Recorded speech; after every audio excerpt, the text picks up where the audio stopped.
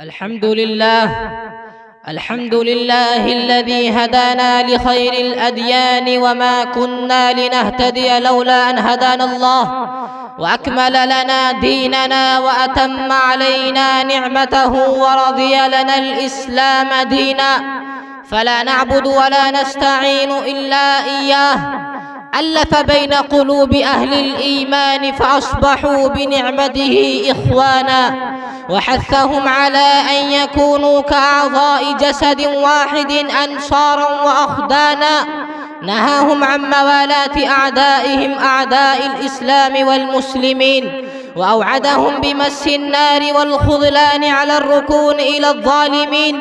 والصلاة والسلام على شمس الهداية واليقين، المميز بين الطيب والخبيث المهين، المأمور بالغزة والجهاد على الكفار والمنافقين، وإعداد المستطاع من القوة المرهبة قلوب أعداء الله المخذولين، سيدنا ومولانا محمدا المبعوث رحمة للعالمين، منقذا للخلائق من غضب الله ذي القوة المتين، وعلى آله وصحبه الأشداء على الكفار الرحماء بين المؤمنين، وأتباعهم وتابعيهم إلى يوم القيامة الحماة بيضة الإسلام والدين المبين. أما بعد، فيا أيها الناس، إلى ما هذا التناعس الفظيع ولم يزل الفرقان العظيم ينبهكم، وإلى ما هذا التناؤم الشنيع ولم يبرح الدهر اليقظان يوقظكم. أما بان لكم أن الأمم قد تداعت عليكم تداعي الآكلة على القصعة، واجتمعت على أن تبلغ المسلمين وبلادهم فتمزغها مضغة، حتى ما تخشون الناس والله ورسوله أحق أن تخشوا، وحتى ما تتولون الأعداء والله ورسوله أحق أن تولوا. أفطال عليكم الأمد كالذين من قبل فقست قلوبكم، أم زال عنكم الخشوع لذكر الله فتحجرت أفكاركم وعقولكم؟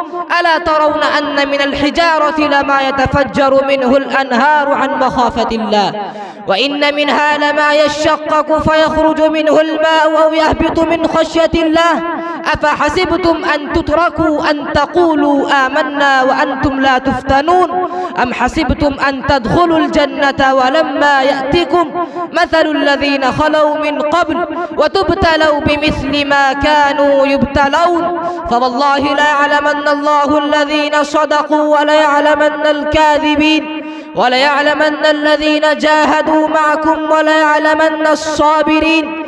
فقد ورد في الخبر عن النبي الصادق الأبر صاحب القبر الأعظم صلى الله عليه وسلم إنه قال: سيكون بعدي أمراء، فمن دخل عليهم فصدقهم بكذبهم وأعانهم على ظلمهم فليس مني ولست منه وليس ببارد علي الحوض. بارك الله لنا ولكم في القرآن العظيم. بشر المنافقين بأن لهم عذابا أليما، الذين يتخذون الكافرين أولياء من دون المؤمنين أيبتغون عندهم العزة فإن العزة لله جميعا. بارك الله لنا ولكم في القرآن الكريم، ونفعنا وإياكم بالآيات والذكر الحكيم. الحمد لله أستعينه وأستغفره، ونعوذ بالله من شرور أنفسنا ومن سيئات أعمالنا، من يهده الله فلا مضل له ومن يضلله فلا هادي له، ونشهد أن لا إله إلا الله وحده لا شريك له، ونشهد أن محمدا عبده ورسوله أرسله بالحق بشيرا ونذيرا بين يدي الساعة. من يطع الله ورسوله فقد رشد، ومن يعصهما فإنه لا يضر إلا نفسه ولا يضر الله شيئا. أعوذ بالله من الشيطان الرجيم. إن الله وملائكته يصلون على النبي يا أيها الذين آمنوا صلوا عليه وسلموا تسليما. اللهم صل على محمد أفضل صلواتك عدد معلوماتك وعلى آله وأصحابه وأزواجه. قال النبي صلى الله عليه وسلم: أرحم أمتي بأمتي أبو بكر، وأشدهم في أمر الله عمر، وأصدقهم حياء عثمان، وأقضاهم علي، وفاطمة سيدة نساء أهل الجنة، والحسن والحسين سيدا شباب أهل الجنة، وحمزة أسد الله وأسد رسوله. اللهم اغفر للعباس وولده مغفرة ظاهرة وباطنة لا تغادر ذنبا. الله في أصحابي لا تتخذوهم غرضا من بعدي، فمن أحبهم فبحبي أحبهم، ومن أبغضهم فببغضي أبغضهم، وخير أمتي قرني ثم الذين يلونهم ثم الذين يلونهم. اللهم أيد الإسلام وأنصاره، وأذل الشرك وأشراره. اللهم وفقنا لما تحب وترضى، واجعل آخرتنا خيرا من الأولى.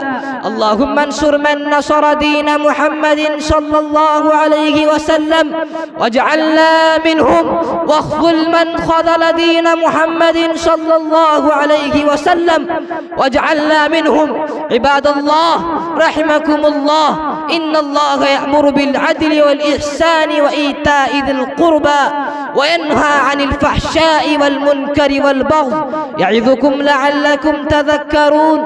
اذكروا الله العلي يذكركم، وادعوه يستجب لكم، ولذكر الله تعالى أعلى وأولى وأعز وأجل وأتم وأهم وأعظم وأكبر.